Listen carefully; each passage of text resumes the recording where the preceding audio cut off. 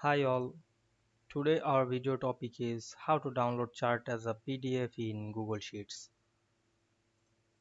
So follow me step by step. Now we can see here already open a sheet and here are chart data.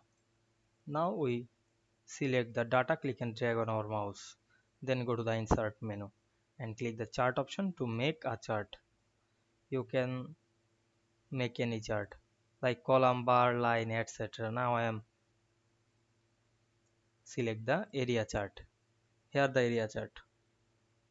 Now I click the more menu and you can see here the download chart drop down menu. You can download any format like PNG, PDF or SVG. Now I am click this PDF option. Then we can see here the chart.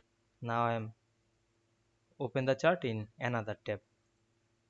Now you can see we download the chart very easily. You can download any chart to this process. Otherwise you can make another chart. Now I go to the chart option and select the 3D pie. Otherwise you can add another chart like line. Then we click again and download the chart as a PDF. Then again drag another tab and we can see here the line chart as a PDF. I hope you understand this video. Don't forget to like, comment and share the video. Thanks for watching.